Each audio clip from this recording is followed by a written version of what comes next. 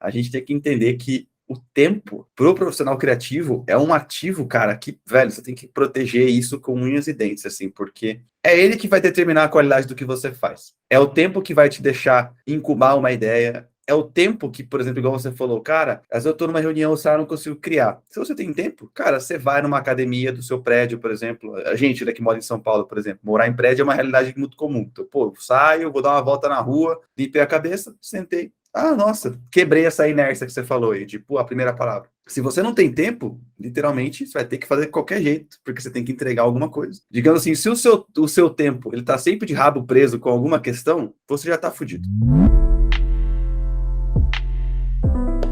Durante muito tempo, velho, eu sofri muito por superestimar a minha capacidade de entrega. Eu acho que esse é o ponto dos criativos, às vezes, que estão engajados com o projeto. Fala, não, dá pra fazer, consigo sentar aqui e, cara, é rapidão, isso daí eu já fiz. E aí, às vezes, você se baseia em históricos passados, às vezes você tava num momento relaxado, cara. Acordou cedo, tomou um café de boa, sei lá, pegou um livro, deu uma lida, aí você teve uma ideia, você começou a trabalhar, não sei o que, o bagulho ficou foda e você entregou rápido e foi produtivo naquele dia. Aí você, porra, acha, nossa, então é isso, vou conseguir fazer isso toda vez. Só que não é bem assim. E aí, às vezes, quando você mede os pés pelas mãos e coloca uma reunião atrás da outra e tem que entregar a parada no dia, acontece muitas vezes, principalmente comigo, que na hora que eu sento pra escrever, não sai. É como se tivesse literalmente com as mãos atadas, amarradas ali, fala, porra, não tô conseguindo escrever isso. E às vezes é a primeira palavra, não sai, velho.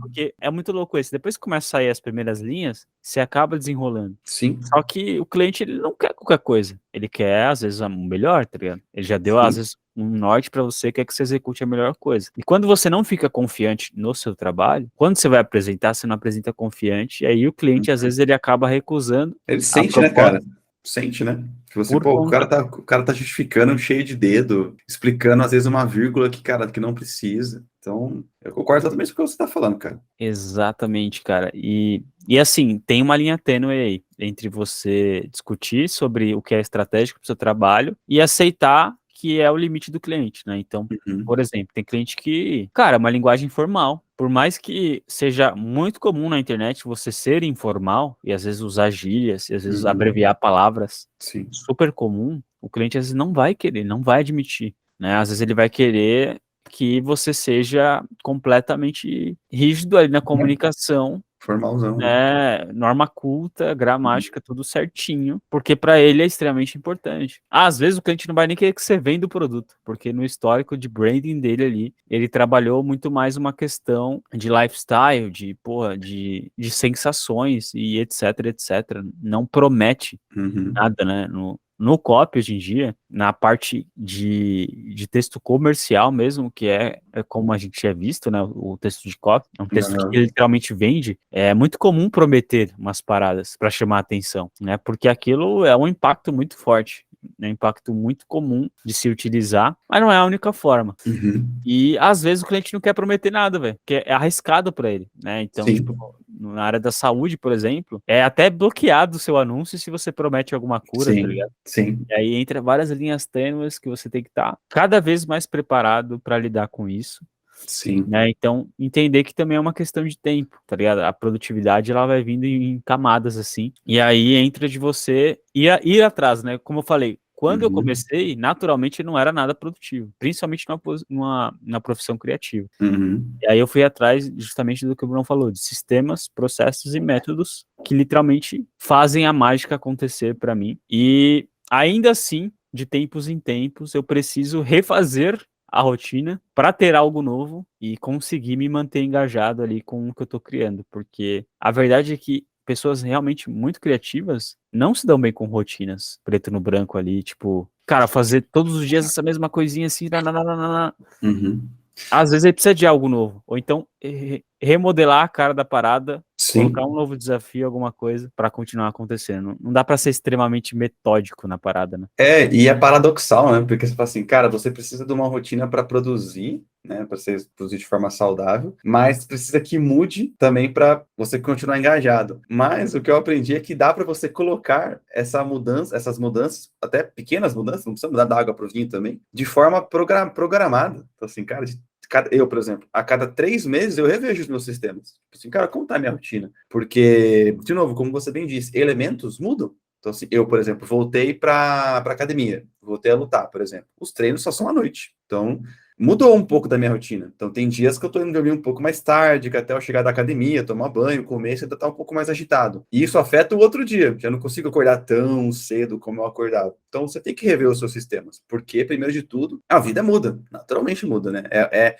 Talvez a mudança é a única coisa que você tenha certeza que vai acontecer. Então, só para agregar nisso que você estava falando. Mas antes de você entrar nesse assunto, cara, eu quero muito destacar 2 pontos que eu acho que vão ser insights bem fodas, assim, para a galera, e a gente também já conversou muito sobre isso. Primeiro ponto que você disse, a gente subestima o que a gente pode fazer no longo prazo e superestima o que a gente pode fazer no curto prazo. E isso, cara, eu vejo que é meio que o concurso, assim, do profissional criativo. Ele hypa muito fácil. Então, assim, vem uma oportunidade, ele, nossa, acha que aquilo vai mudar a vida dele, enfim, ou vai ser algo muito incrível, e ele superestima aquilo no curto. Nossa, posso fazer, dou um jeito aqui, trabalho no final de semana, vou pedir umas pizzas no Red Bull, vai dar certo. Só que no longo prazo ele, não sei, ele desanima, e fica muito essas questões, e acaba Às vezes é tropeçando um nem no pouco. longo, né, velho? Às vezes é no semana seguinte, no mês Sim. seguinte, e já tá.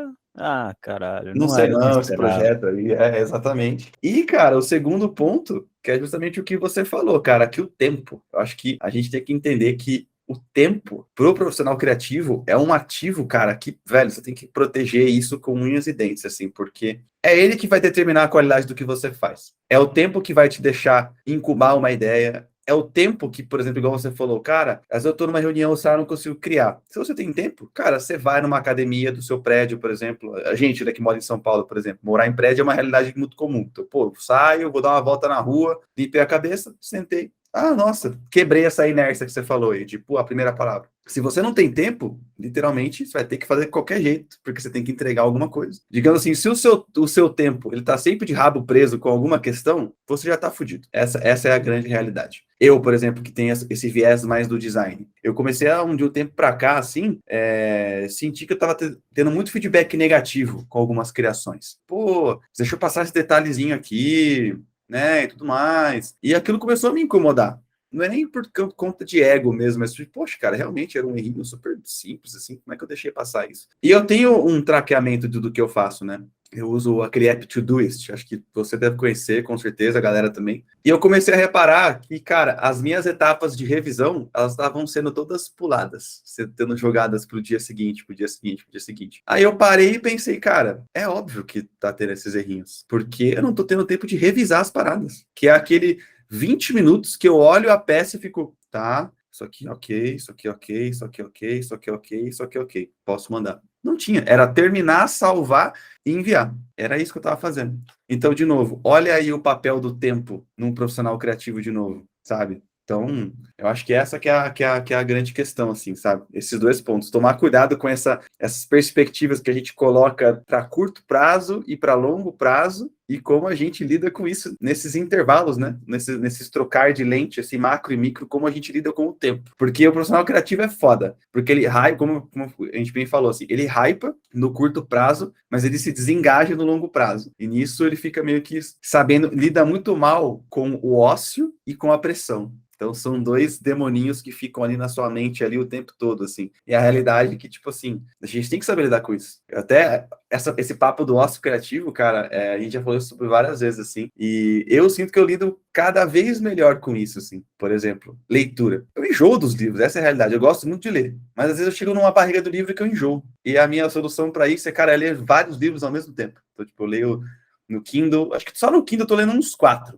Tem um que eu leio, cara, só de manhã, um outra noite. Aí tem o livro físico que é mais técnico, que eu vou grifando e tudo mais. Enfim, eu vou fazendo esse trabalho assim, e blocando e sempre mudando para ter esse estímulo no longo prazo também, sabe? Então acho que fica um pequeno insight muito legal aí para compartilhar com a galera também.